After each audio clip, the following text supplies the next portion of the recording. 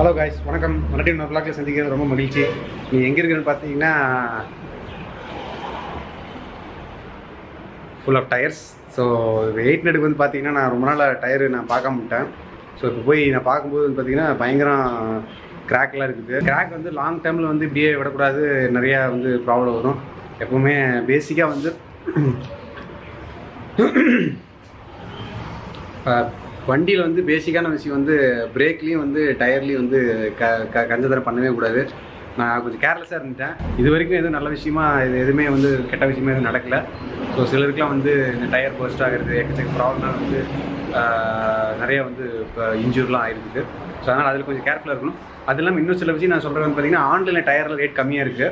அப்போ வந்து பார்த்திங்கன்னா ஆன்லைன்லேயே எல்லோரும் நிறைய பேர் வாங்குறாங்க. அதில் என்ன தொந்தரவுன்னு பார்த்தீங்கன்னா, பழைய டயர் வந்து யூஸ் பண்ணாமல் சும்மா வச்சுருந்தாலும் வந்து பார்த்திங்கன்னா அதுக்கு வந்து டீக்ரேட் ஆக ஆரம்பிக்கும் அப்படின்னு நிறைய ஃபோரமில் வந்து போடுறாங்க. எவ்வளோ சாலிடான உண்மைன்னு எனக்கு புரியல. பட் ஆனால் tyre is also the form of rubber. Rubber வந்து சும்மா இருக்கிறதுக்கு வந்து ஆட்டோமேட்டிக்காக வந்து ஆக்சிடைசேஷன் ஆக தான் செய்யும். அது நமக்கே எல்லாம் தெரியும். ஸோ எதுக்கு வந்து நம்ம முடிஞ்ச வரைக்கும் வாங்கும்போது டயரை வந்து புதுசாக வாங்கிக்கலாம். ஆன்லைன்லேருந்து பார்த்திங்கன்னா அவங்க பழைய டயர் வந்து வாங்கி வச்சுக்கிறாங்க. அதை வந்து பழைய டயர்னால் அதாவது மேனுஃபேக்சரிங் டேட் ஒரு 2 வருஷம் 3 வருஷம் தள்ளி இருக்கும். அது வந்து அதை அவாய்ட் பண்ணிடலாம். அதில் வந்து பார்த்திங்கன்னா ஒரு 200-300 இல்லை 500 1000 கூட மிச்சம் பண்ணுவோம். ஆனால் அந்த 3 வருஷம் பழசாகிறதுலேயே அந்த டயரோட லைஃப் வந்து கொஞ்சம் அடி வாங்கிடும். அதனால் முடிஞ்ச வரைக்கும் ஸ்டோரில் போய் வாங்குங்க. முடிஞ்ச வரைக்கும் லேட்டஸ்ட்டாக புது டயராக இருக்குதுன்னு செக் பண்ணிவிட்டு வாங்குங்க. வந்து இன்றைக்கி vlog ஆரம்பிக்கும் போதே கருத்தோடய ஆரம்பிச்சாச்சு. அது உள்ளே இருக்குது, நம்ம ஒன்றும் பண்ண முடியாது. நான் நிறைய பேருக்கு எல்லாருக்குமே யூஸ்ஃபுல்லாக இருக்குமான்னு கேட்டால் இதெல்லாம் டே டு டே லைஃப்பில் வர்றது மட்டும் தான் உங்களுக்கு நான் ஷேர் பண்ணுறேன். சிலருக்கு வந்து ஒரு வேளை உங்களுக்கு காரே இல்லாமல் இருக்கலாம், அட்லீஸ்ட் பைக் இருக்கலாம். அன்றைக்கி நான் அந்த பைக் வீடியோ ஷேர் பண்ணும்போது அப்படி தான் நிறைய பேர் ஓகே நாங்கள் டெஸ்ட் ட்ரைவ் பண்ணாமல் வந்து பைக் வாங்கிட்டோம், அதுக்கப்புறம் வாங்கிட்டு எங்களுக்கு கஷ்டமாக இருந்துன்னு சொல்லி எல்லாம் மெசேஜ் பண்ணியிருந்தாங்க. அதான் மேட்ரு. ஒரு புதுசாக ஒன்று வாங்க போகிறோன்னா அதை டெஸ்ட் ட்ரைவ் கூட பண்ணாமல் அந்த பைக் போய் எப்படி நம்ம வாங்குவோம். நிறைய பேர் சொல்லிட்டு நல்லா இருக்குன்னு. பட் ஆனால் இன்ஃபேக்ட் நம்ம அதை ஓட்டி பார்க்காம நம்ம அதை நல்லா இருக்குமான்னு டெஸ்ட் பண்ணாமல் வாங்கணும்னா சரி வருமா? அதனால தான் நான் அதை அப்பப்போ வந்து சில விஷயங்கள் வந்து நான் உங்களுக்கு சொல்கிறது வழக்கமாக வச்சுக்கிறது. அதுவும் ஒரு பர்பஸ் வைங்களேன் என் சேனலுக்கு. அது சொல்லாமல் என்னால் இருக்க முடியாது.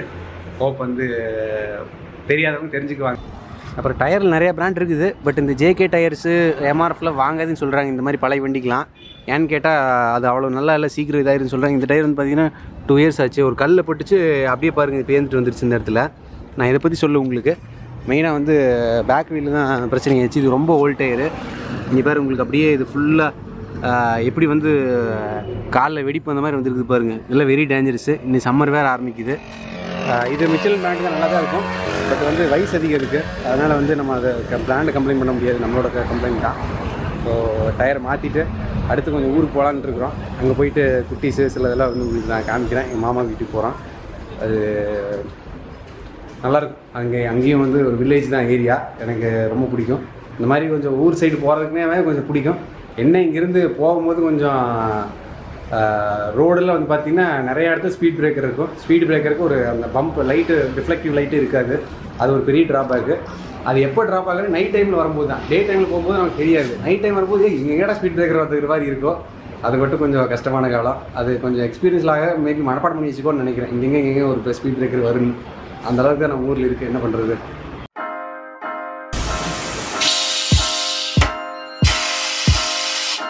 டெக்னாலஜிலாம் கொஞ்சம் மாறிடுச்சு. அந்த காலம் மாதிரி கையிலேயே வச்சு எடுக்கிறதெல்லாம் கொஞ்சம் மாறிடுச்சு. ஏன்னா இதே காலத்துக்கு மிஷின் வந்துருச்சுங்க.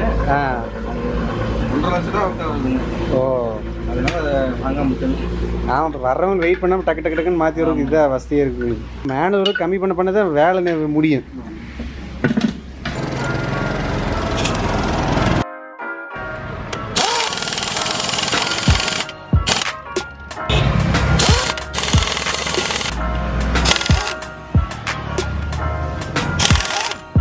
காருக்கு டயர்லாம் மாற்றினதுக்கப்புறம் வண்டி நல்லா இருக்குது ஓட்டுறதுக்கு.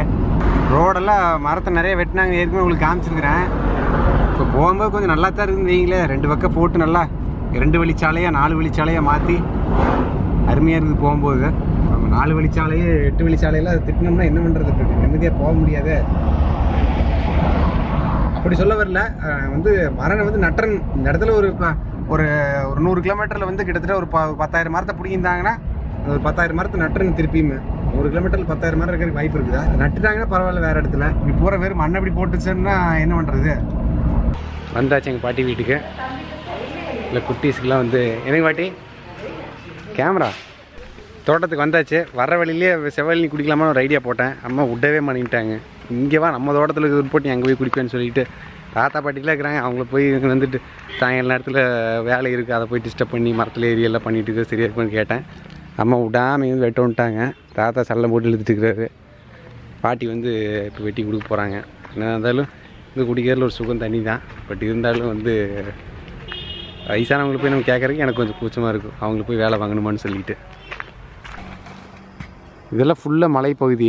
நல்லா வந்து பார்த்திங்கன்னா வெஸ்டர்ன் காட் சுற்றி இருக்கும். எப்போவுமே வந்து பார்த்திங்கன்னா இங்கே இந்த லேண்ட்ஸ்கேப் வந்து பார்க்குறக்கே ரொம்ப நல்லாயிருக்கும். இப்போ இந்த இடத்துல நிறைய செடி இருக்காட்டி தெரியல. இந்த இடம் எடுக்க ஓப்பன் ஆகிடுச்சு. அதை அப்படியே குடிச்சிடலான்னு. நல்ல ஒரு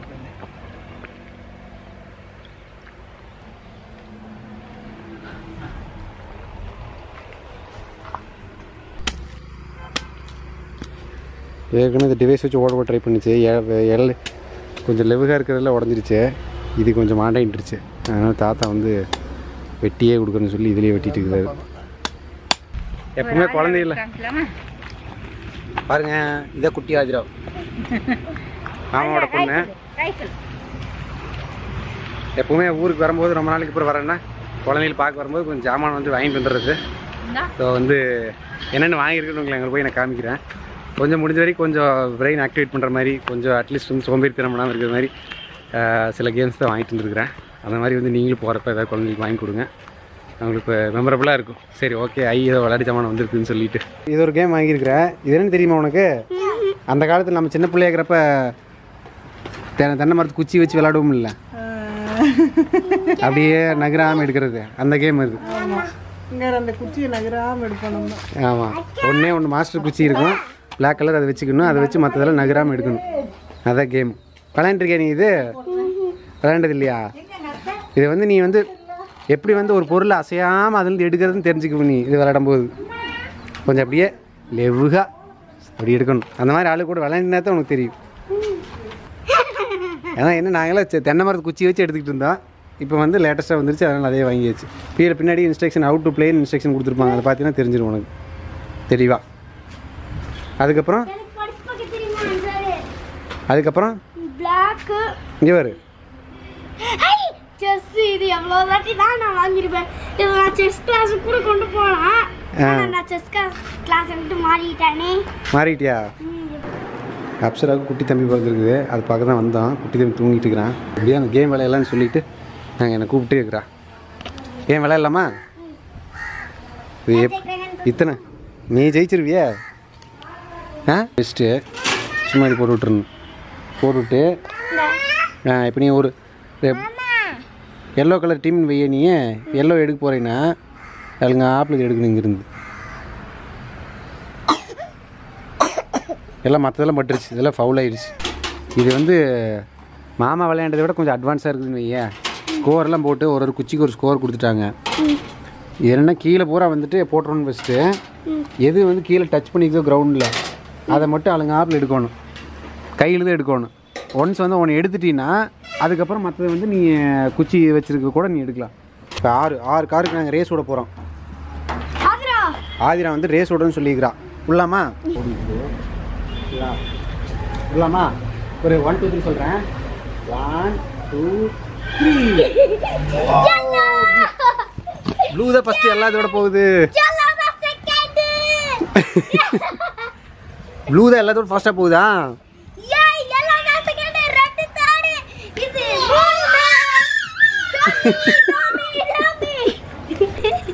ஆதிரம் நான் விளையாண்டுட்டு இருந்தான். அப்சரா நடுவில் இப்போ பூந்து சாரி மாற்றி சொல்லிட்டான். கன்ஃபியூஸ் ஆயிடுச்சு. சரி விடு. ஆதிரா நடுவில் பூந்து எல்லா பாயிண்ட் எனக்கு தான் பண்ணி எல்லாத்தையும் கீழே எடுத்துட்டான். கஷ்டப்பட்டு இவ்வளோ நேரம் 1 மணி நேரம் விளையாண்டுட்டு இருக்கிறீங்க, 2 நிமிஷத்தில் வர அத்தனை பாயிண்ட் எனக்கு வந்துருச்சுன்ட்டான். சரி. மாடு வந்து பார்த்தீங்கன்னா வண்டியில் வச்சு எடுத்துகிட்டு போயிட்டு இருக்கிறாங்க. படுத்துட்டு பின்னாடியெல்லாம் மிதிச்சிரும் போல இருக்குது. ப்ளஸ் வந்து ஒரு ரூல்ஸ் அண்ட் ரெகுலேஷனே கிடையாது. சேஃப்டியே இல்லாமல் ஓவர் டேக் கண்டமணிக்கு எடுத்துக்கிட்டு இப்படி போயிட்டுருக்குறாங்க. இதெல்லாம் வந்து மனிதர்கள் வந்து மற்ற விலங்குகள் வந்து எவ்வளவு மதிக்கிறாங்கிறது இப்படி தான் தெரிஞ்சுக்கணும். ஒரு உயிரினுங்கிற ஒரு மரியாதையே கிடையாது. நல்லா பொட்டுக்கிட்டெல்லாம் போட்டு மாடுக்கு கோயில் கூட்டிகிட்டு போகிற மாதிரி கூப்பிட்டு போகிறாங்க. ஆனால் வந்து டிரான்ஸ்போர்ட் பண்ணுற விதம் தான் சரியில்லை. நான் போகும்போது பார்த்த காட்சி இதை கூட நான் ஷேர் பண்ணிக்கிறேன். நாட்டிடு வந்து எப்படி சாக்லேட் சாப்பிட்றான் டிடு. குட்டி பையன் வந்துட்டு இப்படி சாக்லேட் சாப்பிட்டு டிடு. சொன்னபடியே கேட்க மாட்டேங்கிறீங்க. ஆல்டல்து எல்லாம் வாங்கிட்டுருக்கேன். அப்பாட்டு ஆல்டல்து வாங்கிட்டு இருக்கீங்க எல்லாமே வாங்க கூடாது சரியா இனிமேல்.